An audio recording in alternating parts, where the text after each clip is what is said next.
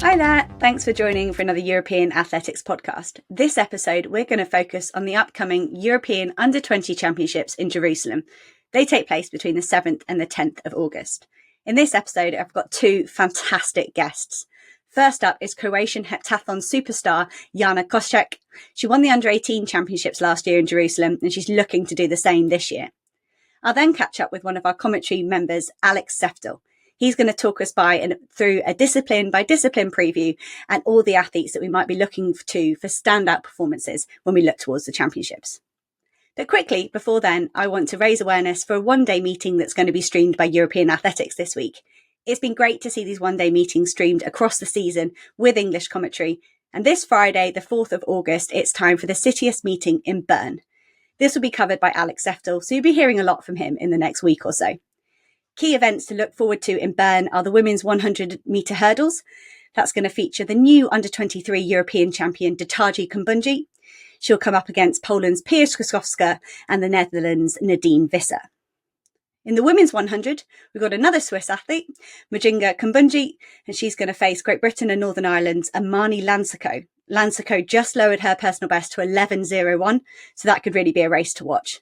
You're going to spot a theme here. There's another Swiss athlete we're going to look out for. This time it's Simon Ahammer in the men's long jump. He's going to face world number one Jeswin Aldrin of India. And across the other events, the other Swiss stars to look out for are Lionel Spitz in the men's 400 metres and Jason Joseph in the men's 110 hurdles. So that's on Friday night. Keep your eye on the European Athletics channel so you don't miss any of that.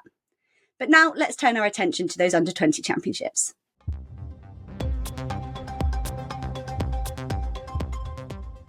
Hello, Jana Koščak. Delighted to be joined by you. You're European Under-18 champion, and this spring you became the senior Croatian record holder and the world Under-18 record holder for heptathlon. Thanks so much for taking time out of your busy training schedule to join us. Thank you for inviting me. So, my first question I always like to ask people is, how did you get into athletics? Well, I started athletics when I was about 6 years old. My first sport that I got into contact with sport and everything was gymnastics. So my dad is a former decathlete, and he always wanted me to do athletics, but I wasn't really interested in the beginning. My sister was, and she started athletics when she was about 6 years old. She's 2 years older than me, so in that age gap, I tried about a million of different sports like handball, basketball, and so on. And the last one I did was swimming. And then one day I was coming back from my swimming practice and I bumped into my sister at the town stadium, and I stayed and watched her athletics practice, and I liked it. And I kind of formed a group of friends there, and yeah, I'm still there at the same stadium 11 years later and still doing the same thing every day. Nice. Do you think it was a good choice? Do you enjoy the individual sport? Yeah, I definitely prefer individual sports over team sports. I mean, I can just rely on myself and my results, so I don't depend on anyone. No, nice. And you're still coached by your dad, correct? Yep. What's it like being coached by a father? Well, my dad started coaching me about 5 years ago. My first trainer was Nenad, and he trained me for about 5 years or so. And my dad started training me 5 years ago, and it's a journey. It's definitely interesting. I mean, I prefer being coached by my dad. I think I can rely on him completely. I trust him completely. You know, we can talk about everything, any problems, like it being physical or mental ones. So yeah, I prefer him over any other coach. And it's interesting when we go travel somewhere for the competition. I always feel like I'm home with him. It's crazy. Yeah, that's nice. Yeah, the familiarity and obviously a good relationship is key to good coaching. Are there any tricky times? Do you feel like you argue more with your dad than maybe someone else? Well, we definitely argue a lot, and we discuss athletics all the time. Athletics is topic number one at our house. So my mom sometimes gets annoyed by it because, my dad is my coach. My sister is in athletics. I'm an athlete. So sometimes it gets a bit too much for everyone in the house. But yeah, we discuss athletics a lot. I like it. Some people mind it, but what can I do? No, fair enough. Well, when you're trying to train for 7 events, that's probably inevitable. So Mhm. you're a young athlete. Are you still in education, and how do you balance all your training with the rest of what you have in your life? Yeah, I am a student athlete, so I just finished the second grade of high school in June, and now I'm on summer break till like September. Then I'm starting the third grade. It's a challenge, of course, for any student athlete to kind of find balance between school and sport and everything else in life. Friends, partying, everything. It's challenging. I think the most important part is just good organization. So like I train as soon as I finish school. I go to the town stadium and then I do trainings. So I'm out of home till like 7 p.m. I don't arrive home until like nighttime. It's different. I mean, other people wouldn't like it, but if you really like your sport, that's the sacrifice you're gonna take. So uh, yeah, um, I try to be a good student and good athlete. Yeah, I really want to pursue like career that isn't related to sports. Yeah. Do you know what that is yet, or are you still learning a broad number of subjects at school? Well, I'm interested in chemistry and maths and kind of that stuff. So, yeah, that's what I would like to do. Maybe if I don't succeed in sport, you have that one, Well, right? I mean, so far you look like you're going to succeed.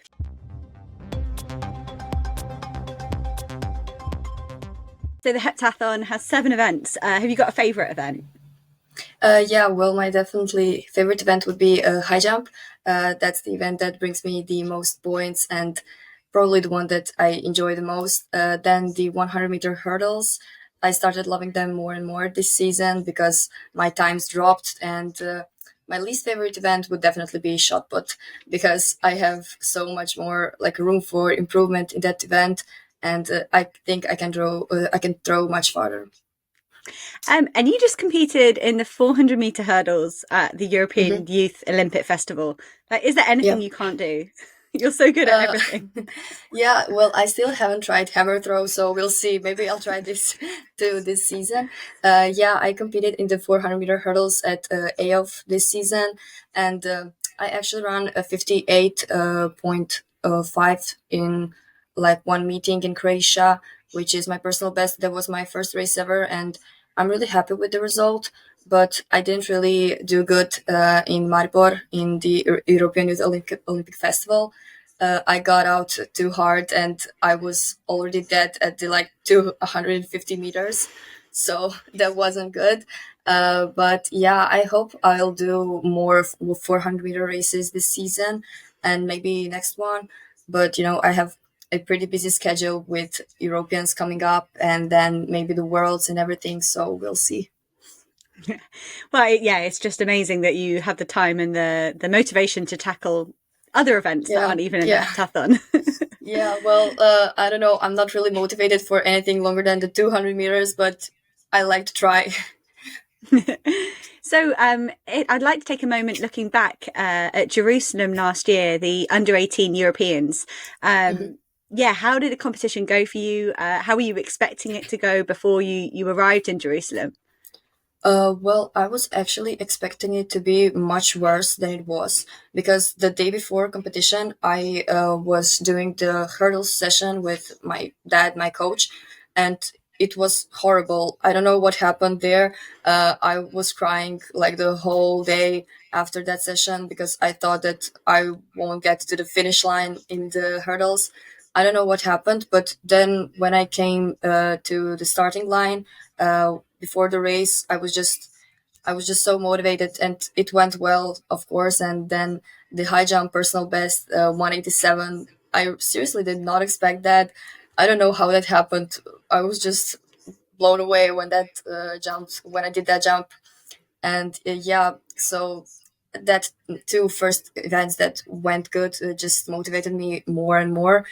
And yeah, I took that gold. I was expecting gold, but I didn't expect such like a good result. Excellent. And now this winter you've had to move on to higher hurdles, a heavier shot put implement. Mhm. How was that as a challenge this winter? Was that hard to adapt your training and your technique? Well, it is a bit challenging to do higher hurdles and then go to under 18 hurdles because I still plan on running the like uh, smaller hurdles this season because I would like to set the heptathlon world under 18 best, and for that I have to like throw 3 kilos in shot put and around the smaller hurdles. But I prefer the higher hurdles, maybe because I'm pretty tall. I don't know. I think I just do better at higher hurdles, and my personal best is like quicker in higher hurdles than the smaller ones. I don't know how, uh, but yeah. But I definitely prefer the lighter shot put. I just can't do good with 4 kilos. It doesn't suit me at all. Maybe because I'm like a bit too light for it. I have to gain some mass. But yeah, I prefer the 3 kilos definitely. But Gotsits was a huge breakthrough for you, against a senior world class field. Yeah, how was that experience in Gotsits? Oof, it was amazing. Like you said, like a world class field with Anna Hall, Adriana Suvek, and everyone else there. It was one of the best experiences ever because I, I don't know, I enjoyed it, and I was so just thrilled to be there to see all those girls and boys, of course, the athletes in real life. You know, I saw them on TV, and then I was standing right next to them in the starting line. It was amazing. It was amazing, like running the 20 seconds behind Anna Hall because, I was running with Anna Hall. So yeah, I was so motivated there. And I ran the personal best in hurdles again, and then 192 in high jump, personal best in shot put. Who would have known that? And personal best in the 200 meters. So the first day went great, but then at the start of the second day, I rolled my ankle. I mean, I injured my heel during the takeoff in long jump. So when I had to block with that same leg in javelin, it hurt. But yeah, I managed to like finish the heptathlon and do a pretty good score, I would say, and set a national record and qualify for Jerusalem. So it was so amazing, the crowd there and everything. It was amazing. Just wow. So if we look forward, not too long now to go until the European Under 20 Championships, they're back in Jerusalem. Are you excited about going back to the same stadium? And what are you hoping for the Under 20 Championships? Yeah, I'm definitely excited. I love Jerusalem. I loved Israel. I think it's such an like historically important city and the whole country. So it was amazing to go there and visit like David's grave and the Hall of Last Supper. We saw all that. It was wow, just amazing. And the crowd itself at the stadium itself, it was amazing. I loved competing there. I have so many beautiful memories from Jerusalem, from the Croatian national team. So many good friends, met so many wonderful people there, many athletes and coaches, and I seriously can't wait to go back and maybe did even better this year. Absolutely. And your sister, has she qualified to compete for Croatia in Jerusalem as well? Yeah, she did in the 100-meter hurdles, and she's actually. I mean, I don't want to say anything in her name, but I think she's aiming for gold. She's the European leader in the 100-meter hurdles with 13:22, and I honestly think she can even go faster. But I think that will be enough for a medal. So we'll see if everything goes according to the plan. She should maybe take a medal. She was injured a few like years before. She tore her hamstring in the Tallinn Under 20 European Championships. So this is like her second shot at the Europeans, and I think this year will be so much better. And will you guys share a room? Will you be able to watch her compete? Will that make you too nervous? What's it like having a sibling there? Well, I don't know. I've been on the team with Clara for years now because we are all part of the Croatian national team since we were like, I don't know, 12 or something. And yeah, it's amazing being with her on a team. We always share room. We always share things. We are, I think, the biggest motivation for each other. it's amazing, when your whole family is at the competition. My mom will also be in Jerusalem. So yeah, the whole Koščak squad will be there. Ah, nice. Oh, your poor mum, she must get very nervous with both of you competing. Yeah, she says that she always feels 2 years older when the competition is coming to an end. No, I can imagine. So you're at this stage in your career. You're still a junior athlete. You mentioned competing with Anna Hall and how exciting that was. Yeah, are there any other senior athletes you really look up to and give you inspiration? Well, definitely Tiam Nafi. I think she's my favorite athlete of all time. I mean, I don't even want to like mention all of her medals and records because we all know that. But what I really like about her is her humbleness. I think she's such a like nice and kind person, and with all that fame around her, she managed to stay, I don't know, so humble and kind. I really like her. I would love to meet her one day. So yeah, I really look up to her. Oh, that's lovely. Well, if we look forward to next year, to 2024, it's a Mhm. very busy summer. We've got the European Senior Championships in Rome. The World Junior Championships are in Peru. There's also an Mhm. Olympic Games. At your stage in your career, what are you targeting next year? Well, definitely Rome, the European Senior Championships, because I managed to jump the qualifying standard in high jump in Austria, so 192 in high jump. But I would really love to do a heptathlon there. I don't think I have the qualifying standard yet, but maybe I'll have it after Jerusalem. But I would definitely love to do heptathlon there, and I'm definitely aiming for heptathlon in the World Under 20s. So maybe those two competitions will get me enough points for the Olympics. I don't know. I hope I will be able to represent Croatia at the Olympics for the first time as a heptathlete. Croatia has never had any decathletes or heptathletes on such a big stage. So that would be really amazing if that happens. So you mentioned you have a busy life. You're balancing a lot of training with school. What do you do to relax? Do you have any hobbies or anything that helps you balance that very busy life? Yeah, I do. I love like playing basketball. I honestly considered like training basketball and playing basketball as a professional for a couple of years, but now I just see that it would not work out. I love hanging out with my friends and family, my track and field friends, but also friends from school. And yeah, basically just hanging out, spending time together, and doing some activities like sports, basketball, and stuff.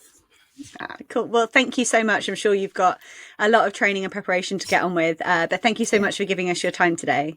Thank you for inviting me.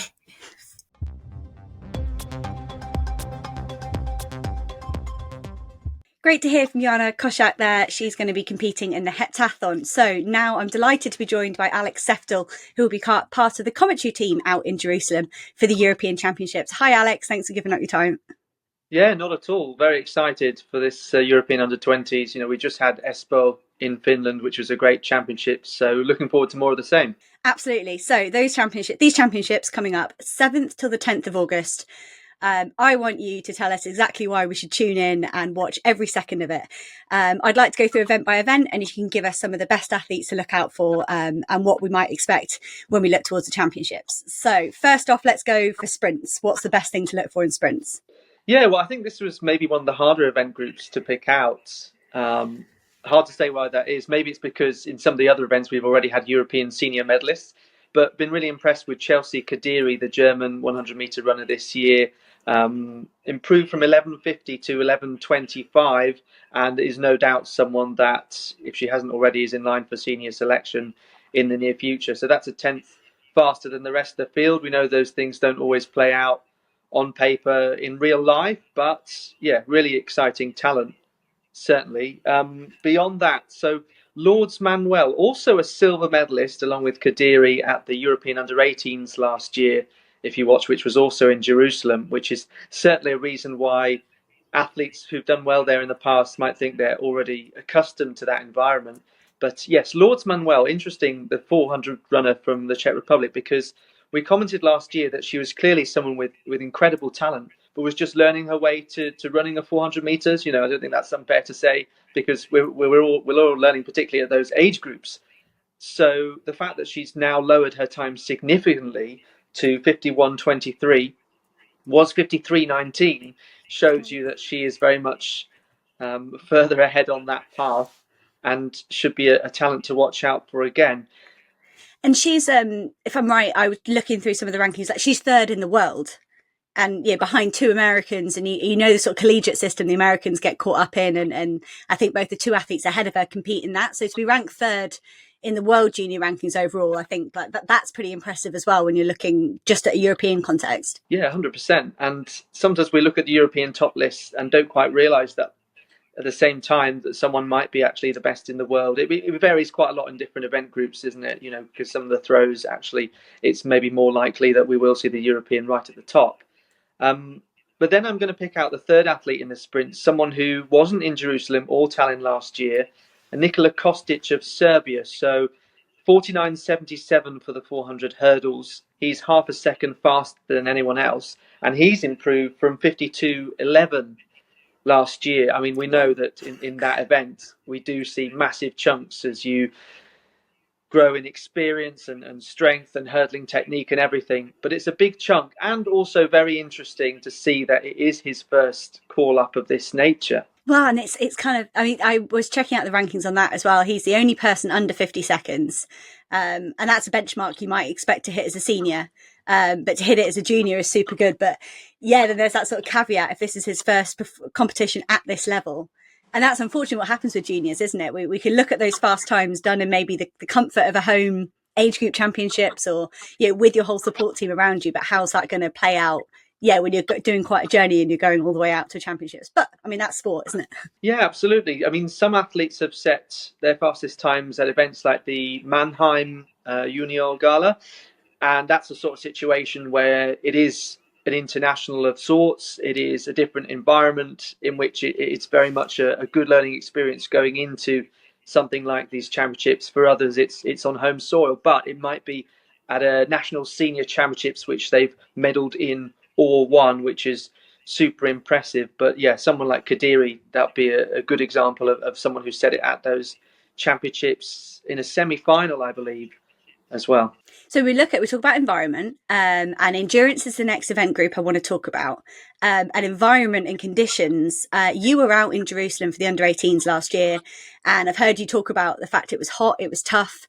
Can you expand a bit on those conditions, and who do you think that might affect when we're out there? Is it just going to be endurance, or could it be so warm it would affect everybody?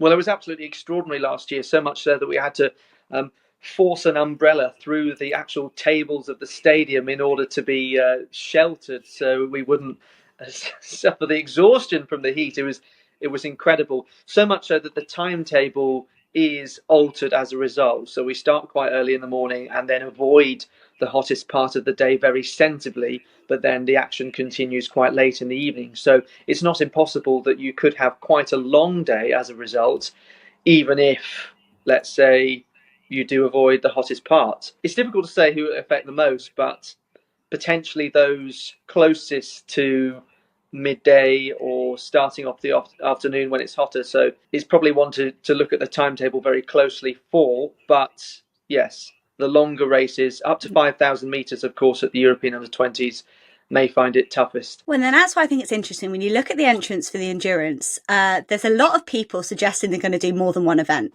At this stage, they might declare down to maybe to one event or fewer. But to do a double in very hot conditions, that as well for me is quite bold. But yeah, that's not uncommon, is it, with some of the top endurance entries we've got? Yeah, but I guess they've entered themselves for multiple events. Whether that ends up being the case, we'll see. But yes, it is bold, but also you might come in with a real raw talent full of fearlessness who's able just to go out there like Niels Laros did in Jerusalem last year to win a double so impressively. Right, so take us through who's the top endurance entrance then we should get excited about, because there's some real. I mean, I know you're going to talk about it, but Niels Laros versus Nick Griggs. I just hope they end up in the same events. It's Laros could have his pick of the bunch. But he doesn't seem like the kind of character that would dodge Nick Griggs. I think he's very enjoys competition. But it's almost, I'd love to see those two align and end up going for the same events. Yeah, I suppose if you're going to do more than one event, then why not have one that's going to be a great battle? And I don't think he would shy away from that either. I mean, he was very impressive at the European Team Championships in that race with Mo Katir, in which I think he finished third in the end. But yes, Laura, so it was 1,500 and 3,000 that he won in Jerusalem last year. Again, same surroundings, same stadium, Givat Ram. It is in the Israeli city. So he's actually entered 800, 1,500, 3,000 and 5,000. And he's just said that his goal is to win, as though it's sort of an individual point scoring thing where you're like, yes, congratulations, you have literally won the European Under-20 Championship. I mean, depending how many medals it is, he could actually table well in terms of the ranking in the overall countries. But yeah, I mean, his kind of times right across the board have been so impressive. So it's difficult to say what he'd choose.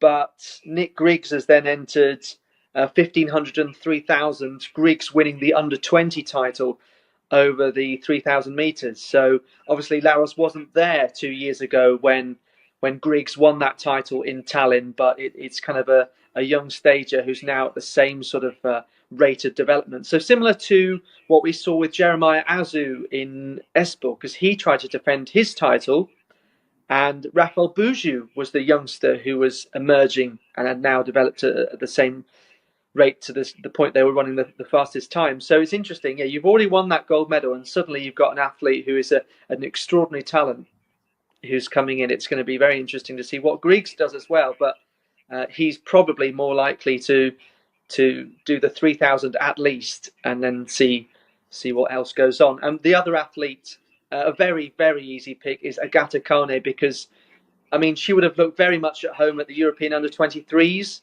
given how far ahead she is on the list this year. So she's 14 seconds better than anyone else in the 3,000, 32 seconds better in the 5,000 meters, and a national senior record in the 3,000 as well in Hortso of 8:39. So yeah, can't wait to see this young talent. Very excited as well for Latvia to have someone at the top of the standings too, because that doesn't happen that often. I think they've won 6 gold medals in the history of these championships. So yeah, really thrilling prospect. Well, she could add another 2. When you look at Kaune in that double, that almost seems like she might as well double. It's almost the opposite situation of Niels Laros and Nick Griggs. Like she might as well double because she's so far ahead of everyone else. You give yourself a challenge by doing 2 events. But yeah, I think that male endurance side is going to be super interesting. And Kaune, it's going to be an exhibition, you'd think, which is also entertaining in its own way. Right, field. What's the best action we can look for in the field? This was incredibly tough to pick 3 athletes, in fact, and we might have to allow a couple of honourable mentions. I think it's only fair. But easily, Adriana Vilagos won the European silver medal in Munich behind another young athlete, Elena Tsengo of Greece. But Vilagos was only 18 at the time. She's had 1 birthday since then. But winning 2 World Under-20 titles, I think that's going to go down in history, the fact that we had those back-to-back championships in, Nairobi and Cali. You're going to have a set of athletes who are far more likely than anyone else to have won those titles. So I'm sure they'll put them next to each other on the mantelpiece or whatever. But she has improved again. She's not too far away from the national record, senior record of Tatiana Yelatsa, 64.21. She's quite considerably ahead of the championship record as well. She won the Mediterranean Games last year as well, and other senior championships.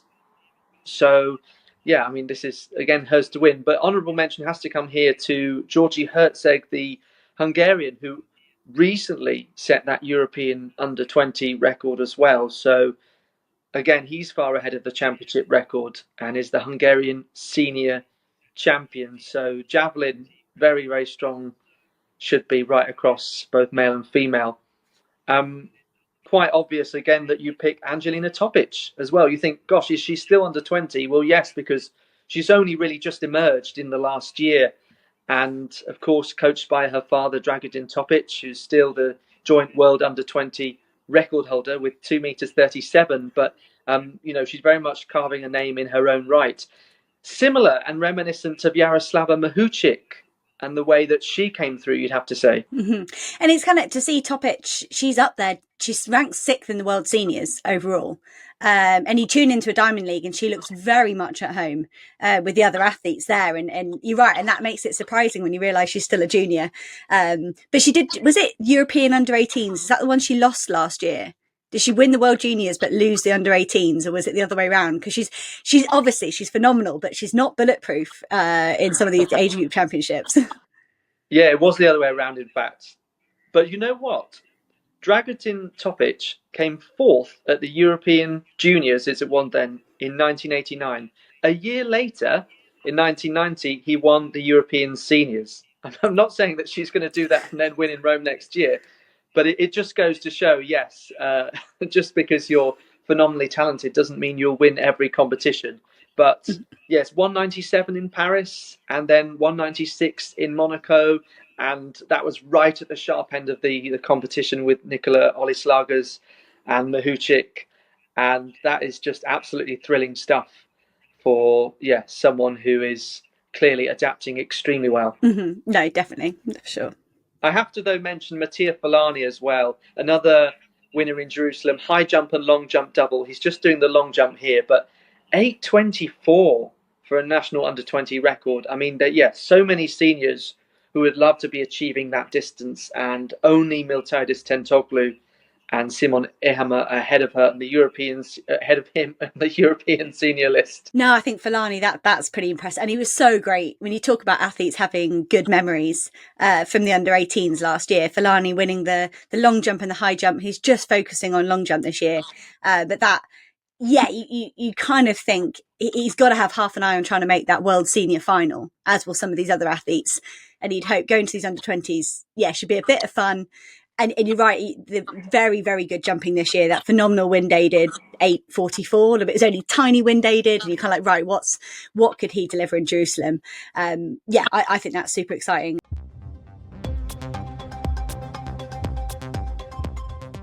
The last event group we want to focus on is combined events. And when you talk about athletes that have happy memories from Jerusalem, of course, Jana Koščak is one of those who we just caught up with. But she could be someone would be very, very interesting to watch in Jerusalem. Yeah, fascinating. And I think the case here where the appetite was kind of whetted by that Saga Vaninen Sophie Doctor battle that we had at the European under-23s, which was really exciting in the way that it ebbed and flowed with changes of lead. So I think that these are always brilliant competitions in the multis at these championships, maybe partly because it often tends to be the same people that then go on breakthrough at senior level. I could point to Adriana Sulek, a previous winner at the under-23s, among others.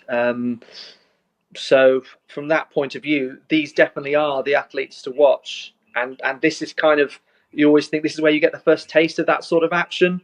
And it's always nice, from an athletics fan point of view, to be the person who has been following someone for further back than just jumping on the bandwagon. I mean, they say the same in musical terms, that they, I knew this band before they were big and playing at all the major festivals.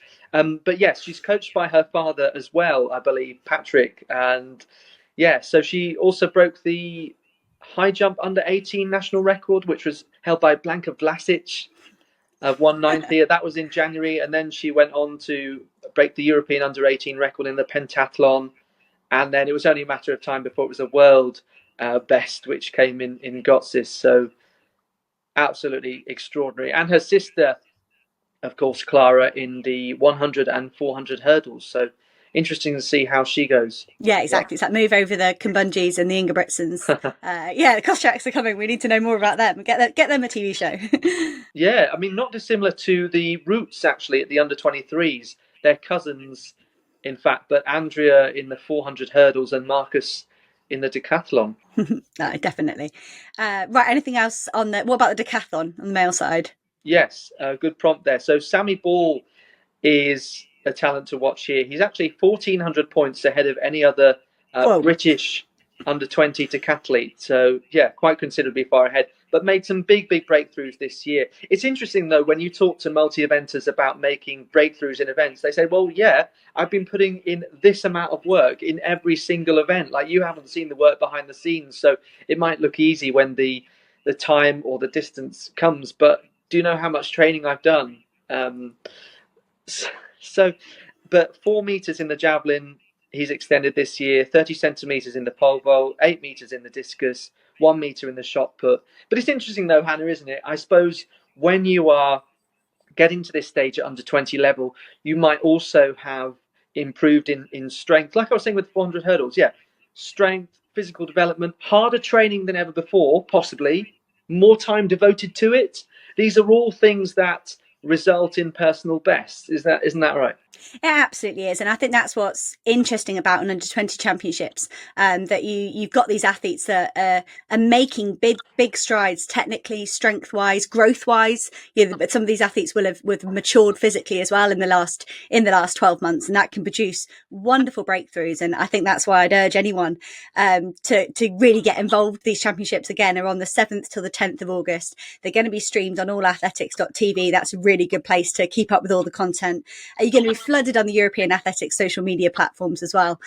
So just sort of get involved. There's a bit of a lull between the season and the circuit and those World Senior Championships in Budapest. And I think Jerusalem and the under-20s just plugs that gap perfectly.